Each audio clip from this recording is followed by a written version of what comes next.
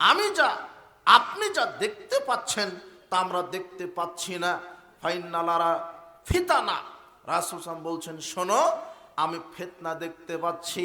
তাকাও খিলালা বুয়ুতিহিম কাওয়াকিল মাতার, মানুষের বাড়ির উপরে যেমন বৃষ্টিকণা পতিত হয়, বৃষ্টিকণার নাই পৃথিবীতে ওইভাবে ফিতনা পতিত হচ্ছে, নাজিল হচ্ছে।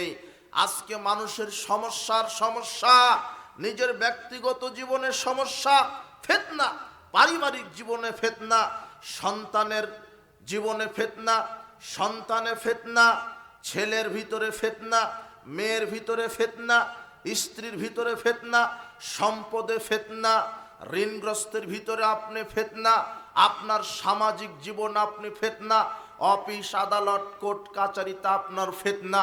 প্রত্যেকটা মানুষ সমস্যাকে সামনে নিয়ে তার জীবনকে অতিবাহিত করছে।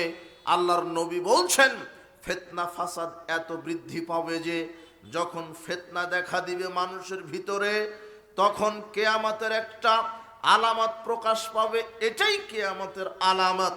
রাসূল সাল্লাল্লাহু আলাইহি সাল্লাম বলছেন, শোনো, ইয়াকসুরাল হারাজ, মারামারি, খুন খারাপি বৃদ্ধি পাবে।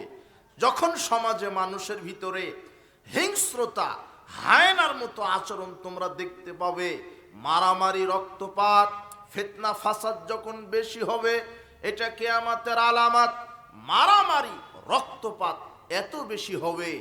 আবু হুরায়রা রাদিয়াল্লাহু আনহু বলছেন, রাসূল সাল্লাল্লাহু আলাইহি ওয়াসাল্লাম বলেছেন, ওয়াল্লাযী নাফসি বিয়াদিহি, সেই সত্তার কসম করে বলছি যার হাতে আমার আত্মা রয়েছে, লা তাযহাবুদ দুনিয়া, দুনিয়া ততদিন পর্যন্ত ধ্বংস হবে না, হাত্তা ইয়াতি আলান নাস ইয়াউমুন, যতদিন না মানুষের উপরে একটা যুগ, একটা জামানা, একটা দিন না আসছে, এমন একটা যুগ মানুষের উপরে আসবে, লা ইয়াদরিল কাতিলু ফিমা কাতালা ওয়ালাল মাকতুলু ফিমা কুতিলা, হত্যাকারী নিজে বলতে পারবে না আমি কেন লোকটাকে হত্যা করলাম, আর যে নিহত হয়ে গেল সেও বলতে পারবে না আমি কেন নিহত হলাম।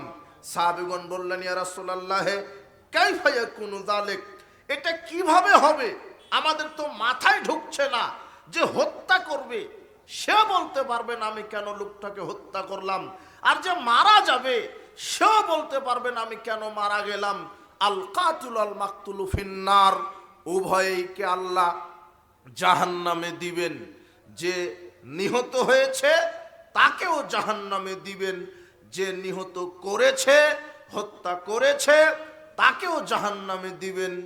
আপনি হয়তো চিন্তাগ্রস্ত হয়ে গেলেন, কি ব্যাপার, হত্যাকারী হত্যা করার জন্য জাহান্নামে যাবে, কিন্তু যে নিহত হলো সে কি অপরাধে জাহান্নামে যাবে? শোনেন, উপস্থিত বৈঠকের মুসলিম দিনী ভাই বোন, পরিস্থিতি এত জটিল ও কঠিন হবে। আল্লাহর নবী বলছেন, সমাজে মারামারি, দাঙ্গামা হাঙ্গামা এমন বেশি হবে যে মানুষ আরেকজন মানুষকে মারবে, হত্যা করবে, কিন্তু সে বলতে পারবে না আমি কেন লোকটাকে হত্যা করলাম। পরিস্থিতি কত জটিল ও কঠিন। নিহত ব্যক্তি জাহান্নামে যাবে, হত্যাকারী ব্যক্তি জাহান্নামে যাবে। কেন?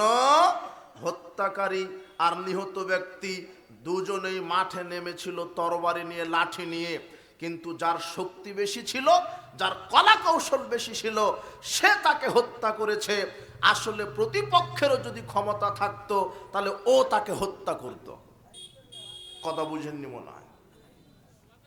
যে নিহত হয়ে গেছে ওর শক্তি কৌশল কম ছিল, ও মাঠে নেমেছে ওকে হত্যা করার জন্য, কিন্তু যে আগে পেরেছে সে তাকে হত্যা করে দিয়েছে। দুজনেই হিংস্র হবে। এই জন্য দুজনকেই নিয়ত, দুজনেই এই নিয়তে নামবে আমি তাকে হত্যা করব, ও বলবে আমি তাকে হত্যা করব। যে শক্তিতে কলা কৌশলে বিজয়ী হবে সে তো তার প্রতিপক্ষকে হত্যা করবে।